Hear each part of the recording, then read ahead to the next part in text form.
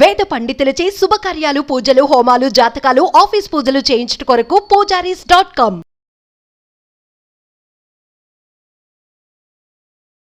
నమస్తే, welcome to Suman TV. నేను మీ యామ్ని. ప్రస్తుతం మనతో ఉన్నారు ప్రముఖ ఆధ్యాత్మికవేత్త, ప్రముఖ జ్యోతిష్య వాస్తు పండితులు డాక్టర్ గుండపూడి శివసుధీర్ శర్మ గారు ఉన్నారు. గురుగారితో మాట్లాడి మనకున్న సందేహాల గురించి అడిగి తెలుసుకుందాం. నమస్కారం గురుగారు. శ్రీమాత్రే నమః. శ్రీ గురుభ్యో నమః. గురుగారు, ఇప్పుడు మనకి శ్రావణ పౌర్ణమిని రాఖీ పౌర్ణమి అంటున్నారు. అదేవిధంగా జంజాల పౌర్ణమి కూడా ఆ రోజే అండి. దాని గురించి ప్రత్యేకత తెలియచేయండి మాకు. శ్రావణ పౌర్ణమి ఇందా మనం చెప్పుకుంటూ వస్తున్నాం. శ్రావణ మాసంలో పౌర్ణమి రోజున శ్రవణ నక్షత్రం వస్తుంది. చంద్ర బలం పెరుగుతుంది. మానసికమైనటువంటి వ్యాధులు ఏమైనా ఉంటే తొలగిపోవటం, మానసికమైనటువంటి బాధలు తొలగిపోయేటువంటి రోజు.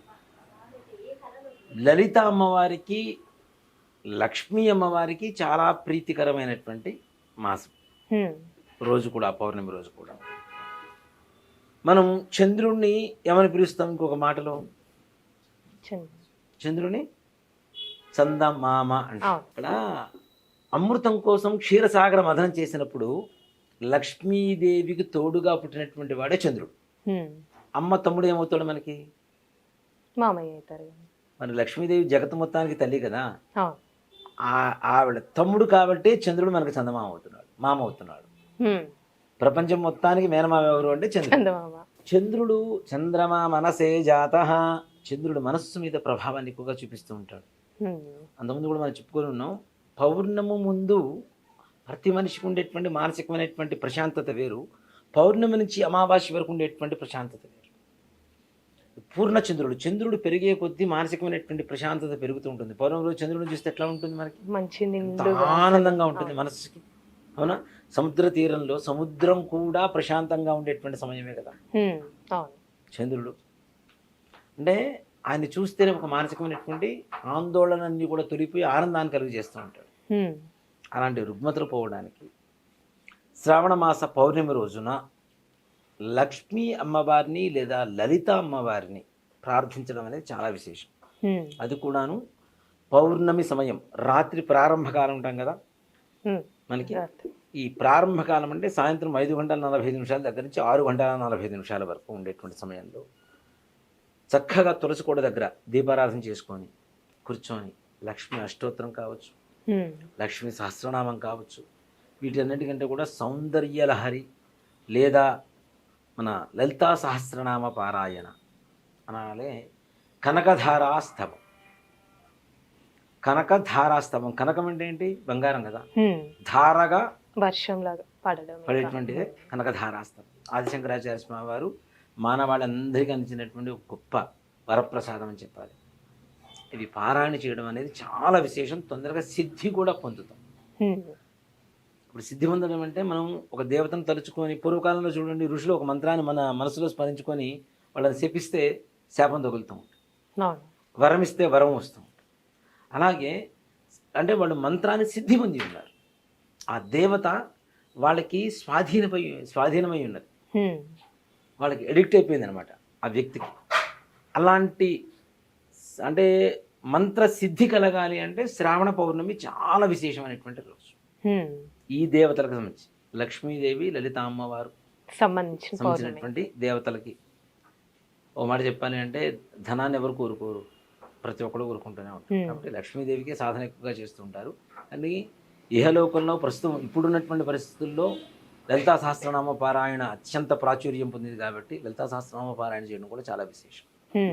అలాగే ఇహ యజ్ఞోపవీతం మారుస్తుంది. అసలు ప్రతి ఒక్కరూ కూడాను ప్రతి పౌర్ణమికి తప్పనిసరిగా యజ్ఞోపవీతం మార్చుకోవాలి. యజ్ఞోపవీతం అనేది ఏంటి అంటే గాయత్రీదేవికి గుర్తు కదా. అవునండి కదా.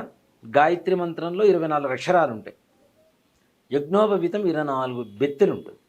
బెత్త అంటే 4,000 మందాన్ని మనం బెత్త అంటాం. 24 బెత్తలతో ఉండేటువంటిది యజ్ఞోపవీతం, గాయత్రీదేవికి ప్రతీక. యజ్ఞోపవీతానికి కొంతమందికి వస్త్రాలు కట్టుకొని తీసేసిన తర్వాత అవి మొత్తం చుట్టుకుపోవటం అంటే గాయత్రీదేవి గొంతుకు నువ్వు తాడు వేసినట్టే కదా. అలాంటివి పడకూడదు, నెంబర్ 1. అలాగే కొంతమందికి స్నానం చేసేటప్పుడు ఇట్లా అన్నప్పుడు టక్కన ఒక పోగు తెగిపోతుంది. అలాగా లేదు, కొంతమంది దాన్ని రకరకాలుగా వాడుతూ ఉంటారు. ఏదైనా వెనక వీపు మీద ఏమైనా దురదొస్తే ఇట్లా రుద్దుకోవడానికి అవును. అనేక రకాలుగా వాడుతుంటారు. అట్లాంటి ఎట్లా పడితే అట్లా వాడేది కాదు యజ్ఞోపవీతం అంటే కదా. కనీసం ప్రతి పౌర్ణానికి ఒకసారి మార్చుకోవాలి. అలాగే నూతనంగా ఉపనయనం జరిగినటువంటి వాళ్ళు ఉంటారు కదా, ఆ సంవత్సరం శ్రావణ పౌర్ణానికి ముందుగా ఉపనయనం జరిగినటువంటి వాళ్ళు ఉంటారు కదా, వాళ్ళకి జింక చర్మం ఒకటి ఉంటుంది. దాన్ని ఈ యజ్ఞోపవీతాన్ని, నూతన యజ్ఞోపవీతానికి ఉపనయన సమయంలో యజ్ఞోపవీత ధారణ చేసేటప్పుడు దాన్ని కట్టి వేస్తారు. యజ్ఞోపవీత ధారణ చేస్తాం. ఆ యజ్ఞోపవీతం తీసి మరలా ప్రతి పౌర్ణమికి యజ్ఞోపవీతం మార్చుకునేటువంటి అధికారం కలిగి చేయడం కూడా ఉపాకర్మ అంటారు. దాన్ని జంఝాల పౌర్ణమి అంటే ప్రతి ఒక్కరు మార్చుకుంటూ ఉంటారు. నేను ఉపాకర్మ అంటారు. ఉపనయనం అంత దాదాపు అంత క్రితం ఉంటుంది, దగ్గరగా. ఉపనయనం ఒక 6 గంటలు పడితే దాదాపు ఇది ఒక 2.5-3 గంటల దగ్గర పడుతూ ఉంటుంది. దీనికి కూడా మరలా హోమాలు ఇవన్నీ కూడా ఉంటాయి చేయడం. సో అందుకోసం ప్రతి ఒక్కరు కూడా జంధ్యం తప్పనిసరిగా ప్రతి పౌర్ణమి రోజు మార్చుకోవాలి. ప్రతి పౌర్ణమికి వపనం చేయించుకోవాలి, అంటే గుండు గీయించుకోవడం ఇవన్నీ కూడా చేయాలి. పీఠాధిపతులు చేస్తుంటారు తప్పనిసరిగా, అంటే వాళ్ళకి యజ్ఞోపవీతం ఉంటుంది పీఠాధిపతులకి. వాళ్ళ యజ్ఞోపవీతం తీసి పైన దండం చేతిలో పట్టుకుని ఉంటారు, కర్రకు చుట్టేసి ఉంటారు. వాళ్ళకి యజ్ఞోపవీతం కూడా ఉండదు స్వామీజీలకి, పీఠాధిపతులకి. కాకపోతే వపనం మాత్రం తప్పనిసరిగా చేస్తారు. మృత్తికా స్నానం అంటారు. మృత్తికా స్నానం అంటే తులసికోటలో మట్టి కానీ, సముద్రంలో మట్టి కానీ, నదిలో మట్టి కానీ తీసుకొచ్చి దాంతోనే ఒళ్ళంతా రుద్దుకొని స్నానం చేస్తారు. నెత్తిని శిరస్సును పెట్టుకొని కొన్ని మంత్రాలు బ్రాహ్మణులు చదువుతూ ఉంటే ఆ సమయంలో వాళ్ళు స్నానం చేస్తూ ఉంటారు పౌర్ణమి రోజు. అలాంటిది మనం సాక్షాత్ సముద్ర స్నానం చేయడం అనేది ఇంకా విశేషం. శ్రావణ పౌర్ణమి రోజున, శ్రావణ మాసం చంద్రుడికి ఇష్టమైన మాసం, చంద్రుడు అధిపతి అయినటువంటి మాసం, వెంకటేశ్వర స్వామి వారి జన్మ నక్షత్రం వచ్చేటువంటి రోజు, పౌర్ణమి రోజు. సముద్రం దగ్గరలో సాయంత్రం కూడా అట్లా కూర్చుంటే మనకునేటువంటి సకల కష్టాలు తొలగిపోతాయి, ఆనందదాయకంగా ఉంటుంది కదా. ఆ రోజు ఇంకా రాఖీ కూడా. రాఖీ, ఈ విషయానికి వస్తున్నా. అసలు రాఖీ మనం భారతదేశంలో ఉంటున్నాం కాదని చెప్పండి. ఉత్తర దక్షిణ భారతదేశాలు మనకి 2 ఉంటాయి, అవునా? North India, south India. మన సౌత్ ఇండియాలో చేసే ఒక్క పూజ అయినా నార్త్ ఇండియాలో మనం చేసే సమయంలో వాళ్ళు చేస్తున్నారా? చేయట్లేదు కదా, చేయరు. కానీ మనం మాత్రం పక్క వాళ్ళది చక్కగా వడ్డించుకొని తింటూ ఉంటాం. వాళ్ళ ఆలోచన విధానాన్ని, వాళ్ళ దీన్నంతా కూడా. అసలు రాఖీ పౌర్ణమి, శ్రావణ పౌర్ణమి అనేటువంటిది దక్షిణ భారతదేశీయులకి అయితే కాదు. దక్షిణ భారతదేశం కాదు, ఏ భారతీయులకి కాదు. అదే తర్వాత వచ్చినటువంటి ఒక సంప్రదాయం కాదు. అంటే కొన్ని పురాణాలు, కథలు కూడా ఉన్నాయంటే కదండి. అదే చెప్తాను. ఈ పురాణాలు, కథలు అసలువి దాచిపెట్టి మిగిలిన మొత్తం బయటికి తీసుకొచ్చారు. అక్క చెల్లెళ్ళు, అన్న చెల్లెళ్ళు, అక్క తమ్ముళ్ళు ఎవరైతే ఉంటారో వీళ్ళందరూ సుఖంగా ఉండడం కోసం, అలాగే ముఖ్యంగా ఆడపడుచుకి పుట్టింటికి బంధం తెగిపోకుండా ఉండడం కోసం చేసేటువంటి ఒక ప్రక్రియ రాఖీ పండుగ అని చెప్తాం కదా. దీంట్లోనే అసలు వీటన్నిటికంటే కూడా రాఖీ పండుగ వేరే రోజుల్లో వస్తుంది. అది ఎప్పుడు అంటే కార్తీక మాసంలో 2వ రోజు. కార్తీక మాసం ప్రారంభమైన 2వ రోజు, కార్తీక శుద్ధ విధియ రోజున భగినీ హస్త భోజనం అని చెప్పి ఒకటి ఉంటుంది. ఇది ఎవరికి చెప్పరు, తెలియదు కూడా, చెప్పరు అసలు. దీన్ని దాచిపెడతారు. భగిని అంటే అక్క లేదంటే చెల్లి. హస్త భోజనం, వారి చేతుల మీదుగా వడ్డించుకొని చక్కగా మనం భోజనం చేసి మన పుట్టింటి నుంచి వారికి ఏదైనా ఆదరణగా తాంబూలమో దక్షిణో, వాళ్ళకి చీరో రేగుబట్టో ఏదో ఒకటి వాళ్ళ శక్తి కొలది వాళ్ళకి ఇచ్చి, మేము మీకున్నాము, నీకు సపోర్ట్గా ఉన్నాం, నీ వెనకున్నామని చెప్పి వాళ్ళకి ఒక బలాన్ని నింపటమే భగిని హస్త భోజనం యొక్క పరమార్థం. కార్తీక మాసం. అది కూడా ఎందుకు అసలు రాఖీ పండుగ ఎక్కడి నుంచి వచ్చిందని చెప్తాను. యమధర్మరాజు చెల్లెలు యమున, యమధర్మరాజుని ప్రతిరోజు పిలుస్తున్నది, మా ఇంటికి భోజనానికి రా, ఒక్కరోజు రా, ఒక్కరోజు రా, ఒక్కరోజు రా. ఆయన అనేక ప్రాణకోడులతో ఇచ్చేస్తూ ఉంటారు. ఆయన ధర్మమే యమధర్మం కదా. ఆయనకి సమయం కుదరలా, అడుగుతుంది. ఒకరోజు ఉన్నట్టుండి కార్తీక శుద్ధ విధి రోజున చెల్లెలింటికి పోయి భోజనం చేసి వచ్చాడు. ఆయన ఏ రోజైతే భోజనం చేశాడో అదే భగిని హస్త భోజనం, అదే రాఖీ.